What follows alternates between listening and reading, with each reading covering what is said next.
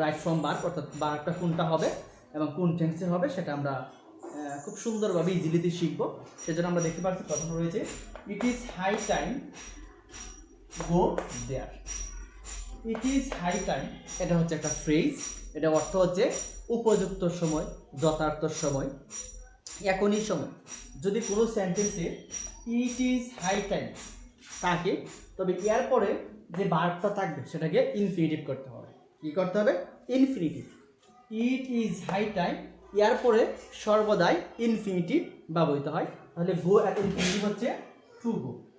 তাহলে আমরা বুঝতে পারলাম টু গো হচ্ছে ইনফিনিটিভ। ইনফিনিটিভ বলতে ভার্বের বেস ফর্মের পূর্বে যখন টু থাকবে তখন সেটা হচ্ছে ইনফিনিটিভ। তাহলে আমরা ইজিলিতে বলতে পারলাম it is high time to go there, এখনই সেখানে উপযুক্ত যাওয়ার সময়। আমরা সুন্দর বলি এখনই উপযুক্ত সময় সেখানে যাওয়ার। ঠিক আছে, এরপর আমরা যদি দ্বিতীয় নাম্বার সেন্টেন্সটি দেখি, the girl speaks as if she know all. এখানে দেখতে পাচ্ছি একটা শব্দ রয়েছে অ্যাজ ইফ। অ্যাজ ইফ দ্বারা কি করছে? সাবঅর্ডিনেট ক্লজ তৈরি করছে। যদি as if, as though, even if, as if, as though, even if দ্বারা কোনো সাবঅর্ডিনেট ক্লজ তৈরি করে তাহলে আমাদের কী করতে হবে? প্রিন্সিপাল ক্লজের যে ভার্বটি রয়েছে সেটাকে দেখতে হবে। এখানে প্রিন্সিপাল ক্লজ হচ্ছে দ্য গার্ল স্পিক্স, এটা হচ্ছে প্রিন্সিপাল ক্লজ। এই প্রিন্সিপাল ক্লজের ভার্বটা হচ্ছে স্পিক্স, এটা হচ্ছে ভার্ব। এই ভার্বটা যদি প্রেজেন্ট টেন্সে থাকে, এই ভার্বটা যদি প্রেজেন্ট টেন্সে থাকে তাহলে আমাদের কি করতে হবে? সাবঅর্ডিনেট ক্লজের যে ভার্বটা থাকবে সেটাকে ফার্স্ট টেন্স করতে হবে। আমি আবারও বলতেছি, যদি প্রিন্সিপাল ক্লজের দ্য গার্ল স্পিক্স, এটা হচ্ছে principal clause, as if she dash all, এটা হচ্ছে সাবঅর্ডিনেট ক্লজ। তাহলে আমাদের কি করতে হবে? প্রিন্সিপাল ক্লজের ভার্বটা যদি প্রেজেন্ট টেন্স থাকে তাহলে আমাদেরকে যে সাবঅর্ডিনেট ক্লজটা রয়েছে সেটাকে ফার্স্ট টেন্স করতে হবে। তাহলে আমরা যদি ফার্স্ট টেন্স করি, ফার্স্ট টেন্সের গঠন হচ্ছে ভার্বের ফার্স্ট ফর্ম। তাহলে আমরা নো এর ফার্স্ট ফর্ম হচ্ছে নিউ, নিউ। তাহলে আমাদের সেন্টেন্সটা হয়ে গেছে। কি হয়েছে? The girl speaks as if she knew all, অর্থাৎ মেয়েটি কথা বলে যেন, অ্যাজ ইফ অর্থ হচ্ছে কি? যেন। মেয়েটি কথা বলে যেন সে সব কিছুই জানত।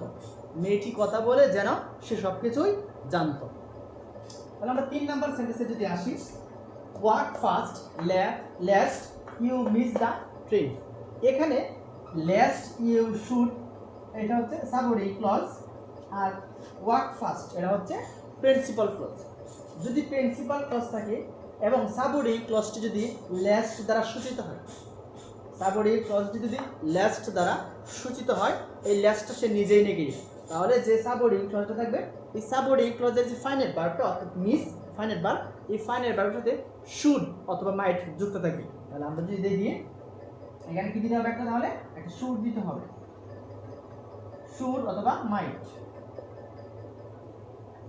সাবঅর্ডিনেট ক্লজটি যদি লেস্ট দ্বারা সূচিত হয়, সাবঅর্ডিনেট ক্লজটি যদি লেস্ট দ্বারা সূচিত হয় তাহলে প্রিন্সিপাল যে ভার্বটা থাকবে এই ভার্বের সাথে কি করতে হবে? শুড অথবা মাইট যুক্ত করতে হবে। তাহলে অর্থটা হচ্ছে walk fast lest you should বা মাইট মিস দ্য ট্রেন। দ্রুত হাঁটো, দ্রুত হাঁটো যাতে না, এই লেস্ট শব্দ দ্বারাই যাতে না এর নেগেটিভ অর্থ প্রকাশ করে। ওয়াক ফাস্ট দ্রুত হাঁটো যাতে না, ইউ শুড বা মাইট মিস দ্য ট্রেন, যাতে না তুমি ট্রেনটা মিস করো। ঠিক আছে, এরপর আমরা দেখতে পাচ্ছি 4 নাম্বার সেন্টেন্সটা দেখতে পাচ্ছি, দ্য স্টুডেন্ট টক্স, ছাত্র কথা বলে। এখানে আরেকটা শব্দ রয়েছে অ্যাজ দো। অ্যাজ দো দ্বারা যদি সাবঅর্ডিনেট ক্লজ তৈরি হয়, অ্যাজ দো দ্বারা যদি সাবঅর্ডিনেট ক্লজ তৈরি হয় এবং ভার্বটা যদি বি ভার্ব থাকে, কি ভার্ব থাকে? বি ভার্ব থাকে, তাহলে সকল পার্সনের সাথে ওয়ার বসে, সকল পার্সনের সাথে এখানে ওয়ার বসে। তাহলে আমরা বুঝতে পারলাম অ্যাজ দো, ইভেন দো অথবা অ্যাজ ইফ দ্বারা যদি কোনো সাবঅর্ডিনেট ক্লজ তৈরি হয় তবে যদি এখানে ফাইনাইট ভার্বটা বি ভার্ব থাকে তো সকলের সাথে, অর্থাৎ এখানে he third person singular number, third person singular নাম্বারের সাথে ওয়াজ হওয়ার কথা ছিল। কি হওয়ার কথা ছিল? ওয়াজ হওয়ার কথা ছিল। কিন্তু as if, as though, even if এই 3টা শব্দ যদি চলে আসে তখন আর হির সাথে ওয়াজ হবে না, তখন সেই ক্ষেত্রে ওয়ারেই বসাতে হবে। গ্রামার নিয়ম অনুযায়ী তাহলে the student talk as if he war a teacher. ছেলেটি কথা বলে যেন ছেলেটি কথা বলে যেন সে একজন শিক্ষক। ছেলেটি কথা বলে যেন সে একজন শিক্ষক। আমরা যদি আরেকটু উদাহরণ দেখি, I can not but help take the book. এখানে একটা ফ্রেজ ব্যবহার করা হয়েছে, ক্যান নট বাট হেল্প, অর্থাৎ না করে পারা যায় না, এমন অর্থে ক্যান নট বাট হেল্প ব্যবহার করা হয়।